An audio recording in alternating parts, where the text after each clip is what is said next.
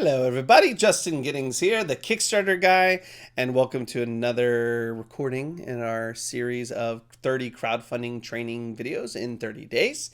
So glad you're here. All right, so here's what we're going to talk about today. I get this question a lot. How much money should I set aside to help market my crowdfunding campaign? In other words, how big is my war chest, right? What should I set aside for that? So I specialize in creative style projects, so like films. Filmmakers are 95% of my client base, and then I'm a filmmaker too. Like, we don't have a lot of cash lying around, right? So like these giant ad budgets, like I'll go to a convention, the global crowdfunding conference, and people are like, "Yep, I run $1 million in Facebook ads last year." It's like, right, just. I know that most of you watching this are DIY, grassroots, you don't have giant influencers and all that kind of stuff. And so what is that minimum amount? Let me talk through it. All right, so first off, know that during the campaign, I generally recommend that my clients have set aside about $200. 150 of that dollars is to boost a singular post that I teach them how to write and construct, and it's basically their launch post. And by doing a small amount of boosting and then some other strategies around that, those posts generally get anywhere from 100,000 plus views. I mean, tens of thousands of people end up seeing this thing. So the money part of that is that I tell them to boost that post by $5 a day. What is boosting? So boosting on Facebook is different than Facebook ads, kind of. I mean, it's technically an ad, but it sort of works in a different way. So Facebook ads, traditionally, you're choosing your targeting, you're choosing your audience, you're getting like really specific about those different elements, and you're kind of putting them together. Boosting on Facebook is when you have a post and you decide that you want to get that, basically you want to pay to promote that post in front of other people. I don't recommend doing that and then trying to do all that targeting and demographic stuff. What I generally recommend, and I have a whole video about this, by the way, in my coaching group, Hacking Kickstarter. Hackingkickstarter.com will forward you there. But in any case, what I recommend is boosting that post to the people who like the page and their friends. The idea being that, okay, if I'm boosting it to the people who like the page, there's a chance that the people who've already voted yes on me are going to have more engagement, which is great. And if, birds of a feather flock together. So there's a good chance that if I'm running a sci-fi movie page and I've got a bunch of people who like sci-fi and have liked the page, and then their friends see the trailer for the sci-fi, there's a decent chance that those people are also going to like it. Because, I'm a nerd. I go to Comic-Con. All my friends are nerds that go to Comic-Con, right? Like it's that little kind of tribe that I built around myself. So that's $150 of that $200. The other 50 of that little chunk is that I do recommend boosting outlier posts. I might do a whole video on all the boosting thing, but basically the idea is like have a little cash set aside for the posts that are doing well and just put in $1 or $2. If they're already doing great, put a little gas in the engine, let them go on. Okay, so that's the base, like minimum for Facebook ads. The sort of next piece of that then is any services that automate or ease your burden. So, you're building a crowd, you're building up an audience on social media. If there are people or services that can help you do that faster, I would totally go for it. There's some legit people on Fiverr who legitimately will do the work that required to help you build an audience, and they're really inexpensive. And then there are full disclosure, I'm a co-owner in this company, but Social Bunny, socialbunny.io, or even Crowdster, which I'm not an owner in. Both of those are like Twitter automation. That's not quite true with Social Bunny, but essentially they are Twitter automation services in my case, software in Crowdster's case, where it's like, okay, you give us the parameters, our team will go and help you build your targeted niche audience 24/7 while you're sleeping or whatever. By the way, if you can hear my daughter in the background, sorry. And so the idea is that like you throw a little money that way and your audience steadily builds. Don't buy followers. Terrible idea. Do not do that. Very, very, very bad.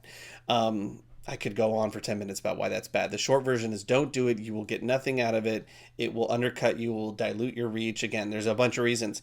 However, but there are services that can help you build that audience in an automated fashion.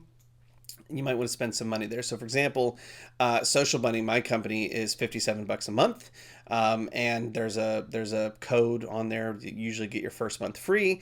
So, if you're doing that 90-day prep period, you're going to pay for 2 months and then the month of the campaign. So, like, you're in for 3 months, but you'll probably have anywhere from 2 to 10,000 Twitter followers that are active and engaged in niche, right? So it's worth it. You can do it manually. I train my clients how to do it manually, but this automates it. That's the idea.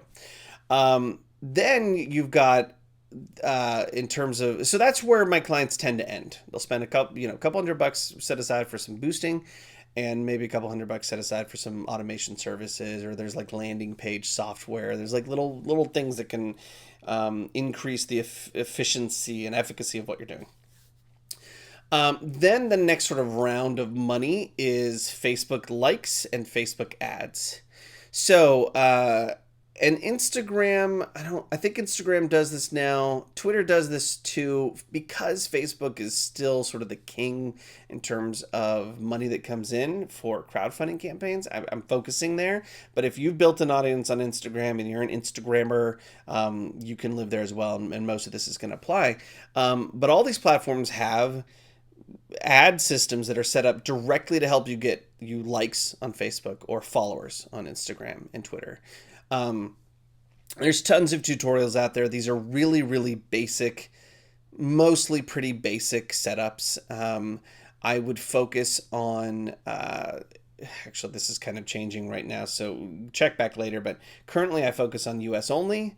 Of course, unless you're based outside of the US. Like, basically your domestic market is where you want to focus your follower base, and in doing so, you're looking to pay anywhere between 5 and 50 cents a like or a follow, which is not bad. And so, do the math. You can scale that up. Another strategy that I'm currently testing is doing a worldwide reach and building up a bunch of likes across the world so that you get a lot of engagement. This is the theory. You get a lot of engagement, and then when you do your boosts or you do your heavy promotion, you can promote that to your domestic market only, but you've got a bunch of engagement and a huge number of likes that helps create legitimacy in your world. That's that idea, right? So Google how to do a Facebook likes campaign, or Instagram or Twitter followers, and there's that. Finally, Facebook ads. And there's not much to say here because two things. One is, for most filmmakers, a Facebook ad is not particularly helpful. You're not famous. You don't have any famous people in it. Genre can sometimes do really well. People, horror and sci-fi, like that's sometimes docs if the cause. But if you're doing like adult drama about two people figuring out their stuff, yay for you. But it's hard to draw people into that in a Facebook ad space, especially one that's like, click here to go support my crowdfunding campaign. That's challenging. It is doable. So this is the second part. It's doable, but it's also expensive. You got to test. You got to find your audience. It takes a certain level of skill. Most of my clients who get to this point, I usually just tell them, here's some people you should go hire. Interestingly enough, one of my former clients has now become a Facebook ads expert and has an entire agency where she helps artists and entrepreneurs do exactly that. So yeah, that's kind of the upper level. And Facebook ads, Instagram is changing a little bit. Sponsored posts on Instagram are doing pretty good. Advertising on Twitter, no bueno. Other than, of course, for followers. It's just, they still haven't figured this out after all these years. Facebook ads is still generally the least expensive, the highest return on that investment, and the highest quality, especially as it relates to crowdfunding. So if you want to get into that space, I would start looking for somebody who specializes in that space. But for most of you, again, pulling yourself up by your bootstraps and all that jazz, you need about $200 for boosting posts that are strategically chosen. Maybe a couple $100 for some services that can help you automate. And then, yeah, maybe if you've got some more money, some Facebook likes or Twitter or Instagram followers ad campaign. And then if you've got an actual budget, you can go for Facebook ads. Now, if you're watching this and you're a game person, or you are just like straight up product person, you're going to need to do Facebook likes. Facebook is really, really important. The strategy is, or excuse me, Facebook ads. They're really, really important because the strategy in both those places is like get funded immediately and then use Facebook ads to tell everybody how fast you got funded and how much has been funded and like that whole perception and momentum thing that I've talked about before. The number that I've heard repeated over and over again, and I've seen work out, of course, and then in my own client base, is about 5% of your total raise. So if you want to raise $100,000, it's probably good to either have 5K ready to go or be willing that if you see it growing, that you're willing to scale that up.